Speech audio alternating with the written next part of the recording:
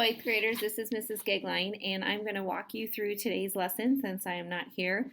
Please pause as the lesson goes when I give you directions so that you can get done what you need to get done and not just listen through the whole thing and call it good. So just like we would do in class, I would pause, but obviously I'm not going to pause for the full recording. Okay.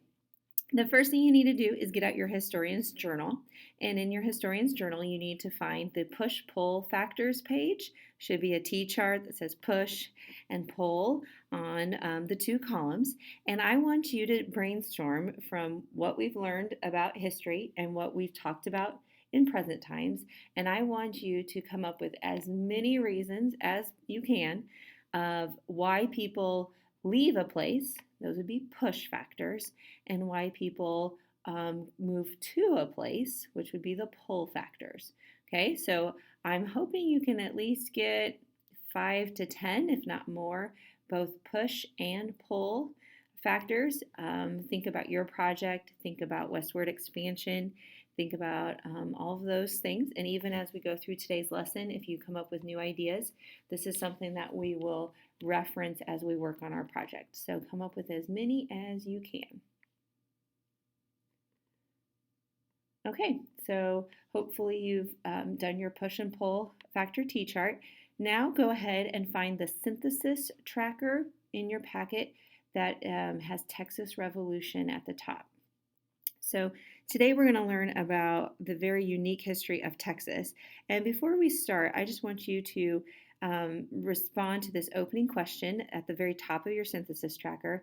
And I want you to write down what your thoughts are on how the history of Texas could impact us today. Why is this important for us to learn about? Think about current events and current issues and see if you have any ideas or questions about that. So remember, Texas was part of Spain, then it was part of Mexico, then it became its own country, and finally it joined the United States. And that's the story we're going to tell today, but I want you just to either write down some thoughts or questions that you have about how that might relate to today.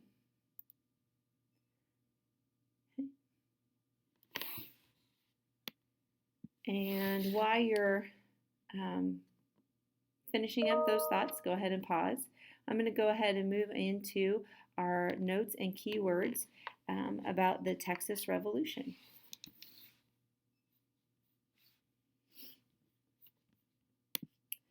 Okay, so Texas, hang on, I'm at the end of my presentation. Let me go to the beginning of my presentation. Texas has a revolution story, just like the United States has a revolution story. So Texas became its own country for a period of time, and that's the story we're going to tell here today. So first of all, Texas was called Tejas, and you can probably see the word Texas in the word Tejas, and that's a Spanish word, and that is what the Spanish called the region that we call Texas today. And again, it was basically the Spanish-controlled land that bordered the United States territory. Tejanos were people of Spanish heritage who lived in the area, and in 1821, the 1821 is kind of an important year. That's when Mexico will gain its independence. So going into Mexican independence, only about 4,000 Tejanos lived in the region that we call Texas today. So very sparsely populated, but it did have families that were living there. And Spain had tried to encourage people to move to Texas, or Tejas as they called it, by giving them huge tracts of land called impresarios. So they tried to encourage more settlement. Most of the Spanish settlement was farther south. Spain also came to an agreement with an American by the name of Moses Austin, and basically said they would allow Moses Austin to bring in American colonists to the region if they agreed to follow Spanish laws. So Moses Austin kind of had this vision for an American settlement in Texas, and again, the Spanish government said, sure, just as long as you'll follow our laws. Then Mexico gains its independence from Spain in 1821, and you might want to jot that down. Okay, so just like other Latin American countries were trying to gain their independence in the early 1800s, just like the United States had gained its independence from Great Britain in the late 1700s. This was part of the movement of colonies seeking independence. And so that left kind of a bit of an unknown factor. Could Americans still colonize the region now that it was Mexico? So Stephen Austin, who was Moses Austin's son, went to the Mexican government and basically tried to negotiate the same deal. Can Americans come to the region? And the Mexican government again said yes, as long as you plan on becoming Mexican citizens and following Mexican laws. So the Stephen Austin encouraged almost 300 families to move to Texas between 1821 and 1827, and these families are known as the Old 300. They're considered kind of the original Texans, the original people to the region that had American ties.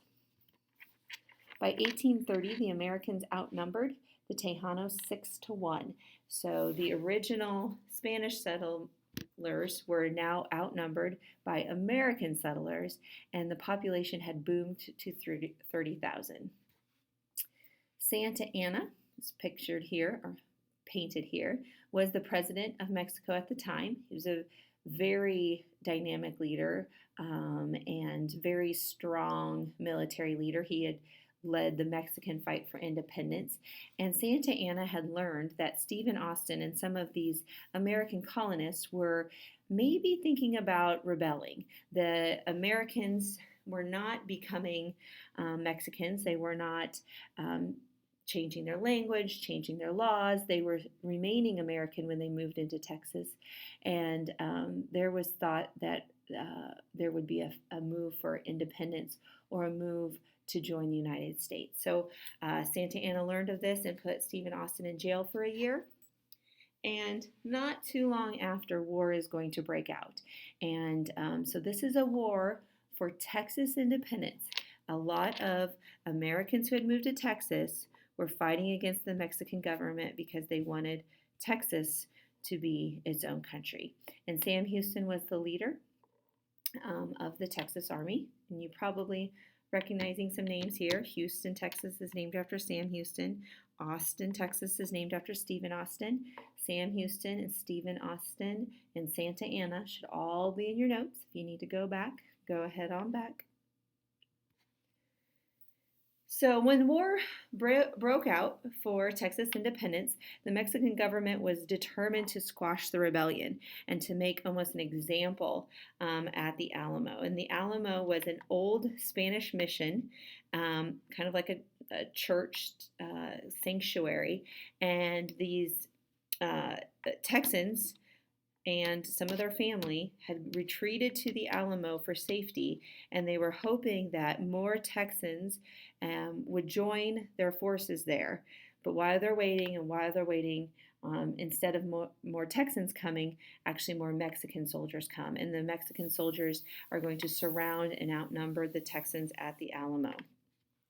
Some of the Texans are going to be pretty famous. A guy by the name of William Barnett will be the leader of the men at the Alamo, and he will give a kind of a famous speech about how if you want to leave, you can leave. Those of us who stay will probably die.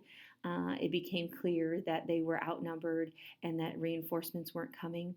Another famous person that was there was Davy Crockett, and you guys have probably heard of Davy Crockett and kind of his coonskin hat and some of those things. He was a legend even in his time, and he had served in the United States Congress and had gotten so upset with how politics worked. He basically told Congress off one day and said he was going to Texas. So him and his men actually were at the Alamo. Another famous person there was James Bowie, who invented the Bowie knife, this long curved blade of a knife. So a lot of legendary figures of the Great West were there. And after 12 days, the Mexican soldiers, who had at this point numbered 1,800 are going to charge the Alamo, and the Texans are going to literally fight to the death until they run out of ammunition. And this drawing or sketch shows that the weakest part was the north wall of the Alamo, and that's where the Mexican forces will break through. And the Texans will fight very bravely, and that is really what makes the Alamo famous. It was a crushing defeat. The Mexicans killed nearly every Texan at the Alamo, but that they were willing to fight to the death for Texas independence is what makes the Alamo so famous. Davy Crockett supposedly was one of the last men killed fighting at the Battle of the Alamo. William Bowie was sick. Some people said he was dying anyway, and he also, fought to his death. At the Alamo, and also William Barnett or Travis.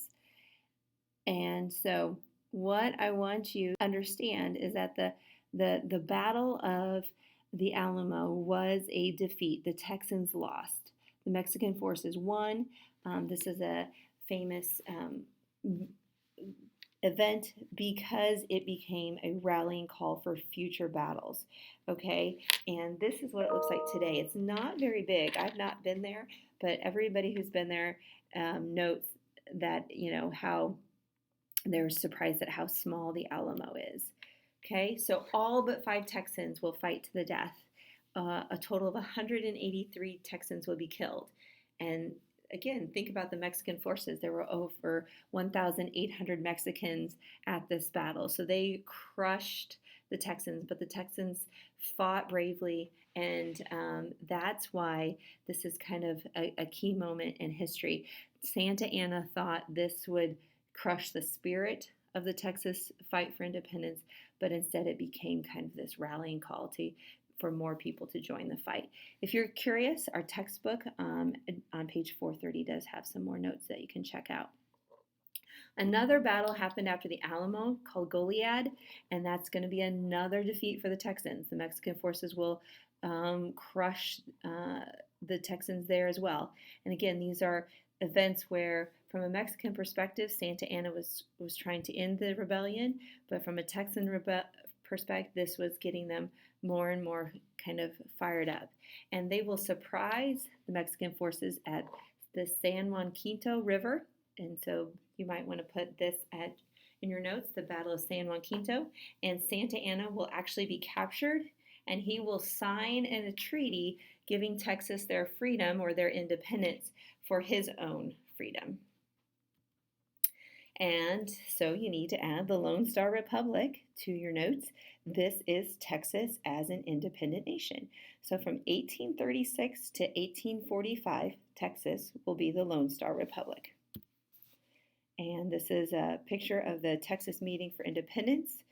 So you probably want to add to your Sam Houston notes that he was also not only the leader of the Texas fight for independence, but also their president. Nearly immediately after gaining independence, Sam Houston and the leaders of the Lone Star Republic were talking with the United States government, understanding they were vulnerable to Mexico, understanding that most of the Texans had ties to America, and that they needed American kind of protection and alliance. Now, a lot of Northerners in Congress were concerned about getting involved with Texas because, one, it would make Mexico mad, but two, also because Texas wanted to join as a slave state. And we've talked about that balance between slave states and free states when we learned about the Missouri Compromise and Missouri wanting to be a state. And so Maine came in as a state, and this would also upset that balance.